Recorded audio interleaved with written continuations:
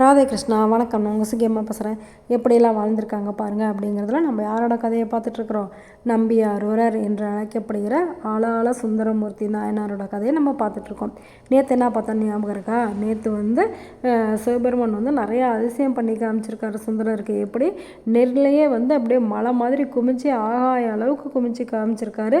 அதுக்கப்புறமேட்டு சிவகணங்களை அனுப்பி அதெல்லாம் திருவாரூருக்கு கொண்டுட்டு போய் போட வச்சுருக்காரு. அதுக்கப்புறம் பங்குனி உத்தரத்துக்கு நிறைய பொன் தேவைப்படுதுன்னு பரவநாச்சியார் சொன்னதுமே உடனே அவர் திருப்புகலூரில் இருக்கிற சிவபெருமான் கிட்ட போய் வேண்டவுமே அவர் என்ன பண்ணிட்டாரு, இவர் தலைக்கு சும்மா வச்சுருந்த செங்கலையே பொன் செங்கற்களாக மாற்றி அவருக்கு கொடுத்துட்டாங்க. அதெல்லாம் எடுத்துகிட்டு பறவை நாச்சியார்கிட்ட கொடுத்துட்றாரு.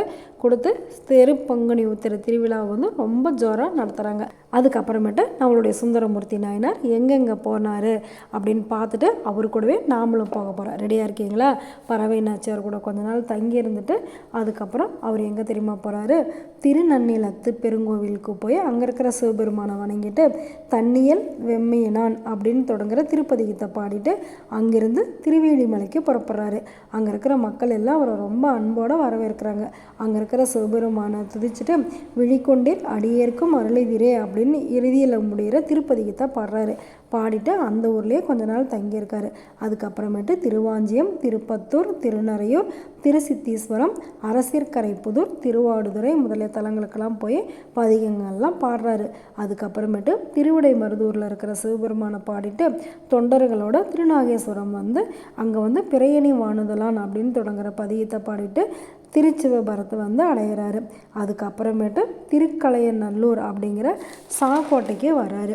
அங்கே இருக்கிற சிவபெருமானை குறும்பை முலை அப்படின்னு தொடங்குற பதிகத்தை பாடிட்டு அங்கேருந்து திருக்குடமூக்கு அப்படிங்கிற ஊருக்கும் திருவலஞ்சுழி அப்படிங்கிற ஊருக்கும் போய் அங்கே இருக்கிற சிவபெருமானையும் பாடுறாரு. அதுக்கப்புறமேட்டு திருநாவுக்கரசருக்கு திருவடி தீட்சை செய்தவர்களே திருநல்லூருக்கு அங்கே இருக்கிற சிவபெருமானை அப்படியே போற்றி பாடுறாரு.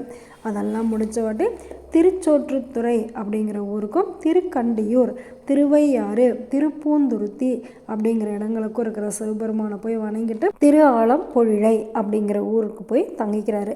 அன்னைக்கு நைட்டு அவரோட கனவுல சிவபெருமான் தோன்று ஏன் மலைப்பாடியின் கண் வருவதற்கு மறந்து போயிட்டியா அப்படின்னு சொல்லி கேட்குறாங்க. உடனே அவர் என்ன பண்ணுறாரு, திருமலைப்பாடியினே அப்படிங்கிற ஊருக்கு போய் அங்கே இருக்கிற சிவபெருமானை பார்த்ததுமே பொன்னார் மேனியனே அப்படின்னு தொடங்குற பாட்டை பாடிட்டு அங்கே சில காலம் தொண்டர்களோட தங்கியிருக்காரு. அதுக்கப்புறம் காவிரி நதிக்கரையில் இருபுறங்களும் இருக்கிற சிவதனங்களெல்லாம் தரிசனம் பண்ணி அங்கெல்லாம் நிறைய பதிகங்கள்லாம் பாடுறாரு. அதுக்கப்புறம் திருவானைக்காவல் வராரு. அங்கே மறைகளாயின நான்கும் அப்படின்னு தொடங்குற பதிகத்தையும் எம்மை ஆளுடையாரே அப்படின்னு முடிகிற பதிகத்தையும் பாடுறாரு.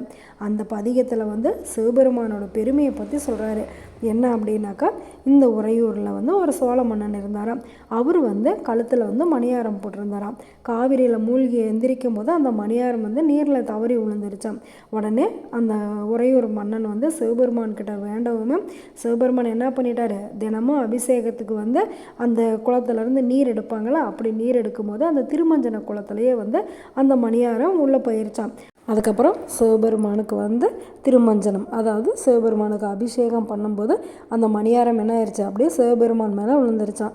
இவ்வளோ அதிசயங்கள் செய்த சிவபெருமானோட பெருமையை போற்றி புகழ்ந்து நிறையா பதிகங்கள்லாம் பாடினாராம். சரி, நாளைக்கு எந்தெந்த ஊருக்கு போக போகிறாருன்னு பார்க்க போகிறோம். நாமளும் சுந்தரமூர்த்தி நாயனார் கூடயே போக போகிறோம். ஒவ்வொரு இடத்துல இருக்கிற சிவபெருமானையும் நாமளும் மனசார வணங்கிக்க போகிறோம். வணங்கிடலாமா? நல்லது நினைப்போம், நல்லதே நடக்கும், ஆனந்தமாக இருப்போம். Okay, bye. ராதே கிருஷ்ணா.